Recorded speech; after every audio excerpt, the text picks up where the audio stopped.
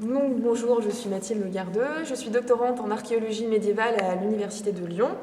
Je fais une thèse sur l'organisation de l'accueil dans les abbayes au Moyen-Âge, plus particulièrement en Normandie. Et donc c'est pour cette raison que j'ai travaillé en 2015, pendant 3 semaines, sur le bâtiment appelé le réfectoire des moines dans l'abbaye Sainte-Marie de Longues-sur-Mer. Donc c'est un bâtiment que l'on présente habituellement comme un réfectoire et un dortoir pour les moines, mais d'après les premières conclusions que j'ai pu tirer de mes recherches, on peut proposer de nouvelles fonctions, soit un logis réservé à l'abbé, donc parce qu'il y a ici, vous voyez, une grande cheminée,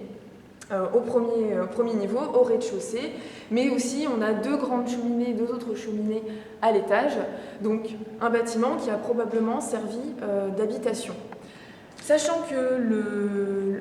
l'abbé au Moyen-Âge était une personne qui pouvait accueillir les hôtes de marque dans son abbaye, il pouvait donc aussi accueillir des personnes, des hôtes, dans son propre logis. Donc ce bâtiment a peut-être eu également une fonction d'accueil pour les hôtes de l'abbaye.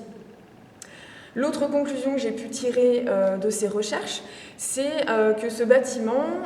comme le proposait d'ailleurs déjà Arcis de Caumont au XIXe siècle, est un bâtiment qui a probablement été construit dans la première moitié du XIVe siècle. Si j'arrive à cette conclusion, c'est principalement grâce à l'étude de son architecture, mais aussi grâce à l'étude des enduits peints que l'on retrouve encore en grande partie tout en haut des murs. Donc notamment les frises de blason peint que l'on peut suivre encore sur le haut des murs à l'étage,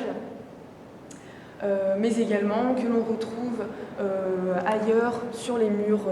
au-dessus de la cheminée, donc tous ces enduits de décors différents, des frises de blason, un motif de faux appareils qui était plutôt fréquent au Moyen-Âge.